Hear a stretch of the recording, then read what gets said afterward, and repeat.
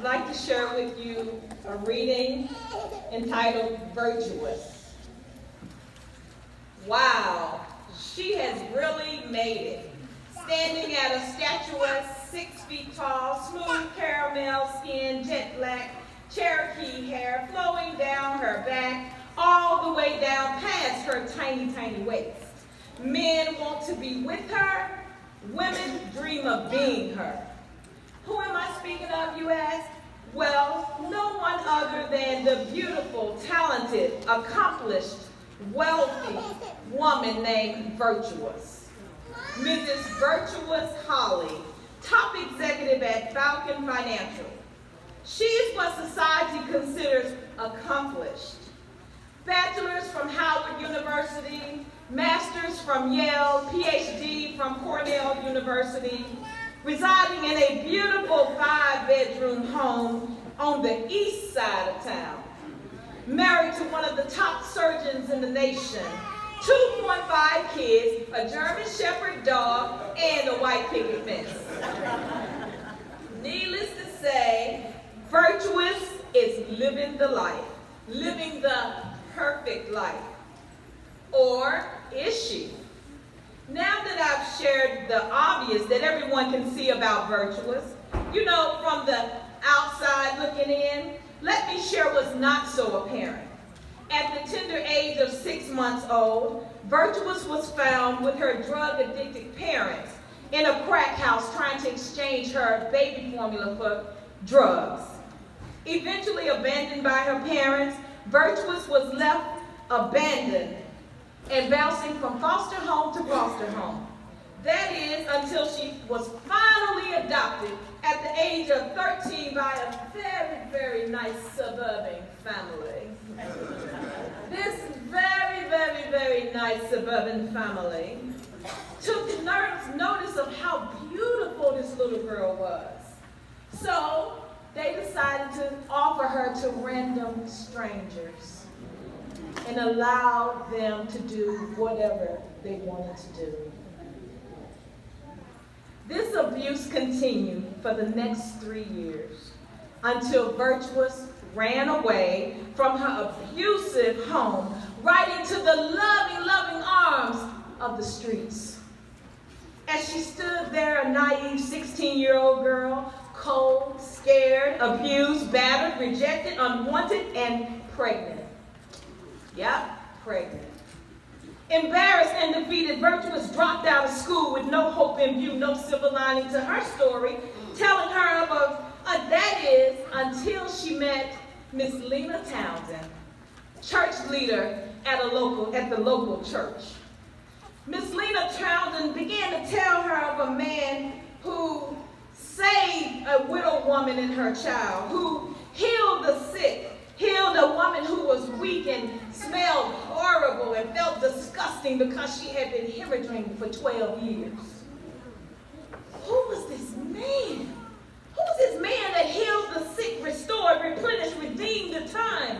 Virtuous asked. In a quiet voice, Miss Lena Townsend said, Jesus. All right.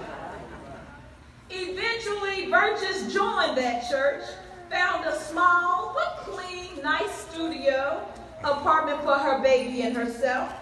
She was also blessed with a part-time position answering phones at a new up-and-coming financial company.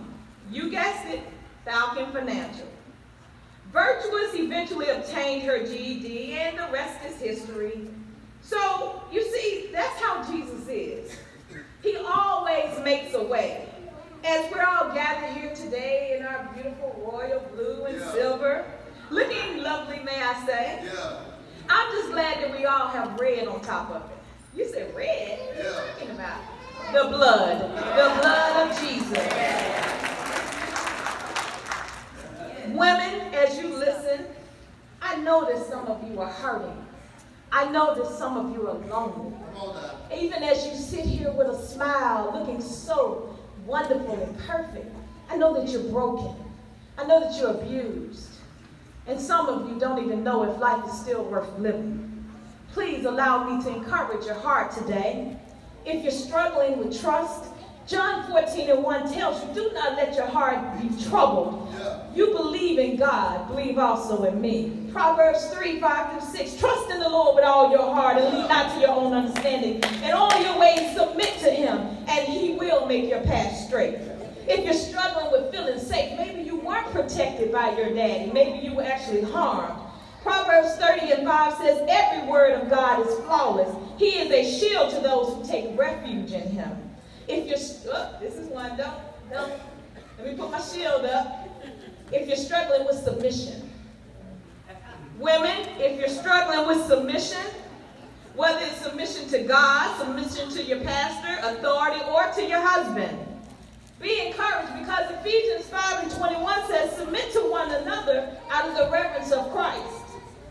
Ephesians 5:25, husbands, love your wives just as Christ loved the church and gave himself up for her to make her holy, cleansing by the washing with the water through the word. And 33 says, however, each one of you must love his wife as he loves himself.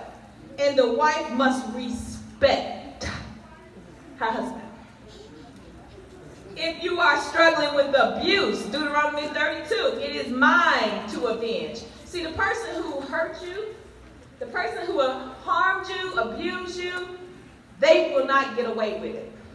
Because God has promised you in Deuteronomy 32:35-36, it is mine to avenge. I will repay. In due time, their foot will slip. Their day of disaster is near, and their doom rushes upon them. The Lord will vindicate his people. So, women, let's greet each other with love. No shade needed. Don't look at one woman and judge her and think she's got it going on and you wish you had what she had. Women, don't compare yourselves. Remember, everyone has a story. As long as you're allowing Jesus to be the author of your story, you have an expected end. It is working for your good. Your past does not determine your future. How do I know? Because God is. Whatever you need, God is your source. God is your only source. If you truly believe that God is your source, then you can fill in your story. Just make sure while you're writing your story, you begin it with, God is. Thank you.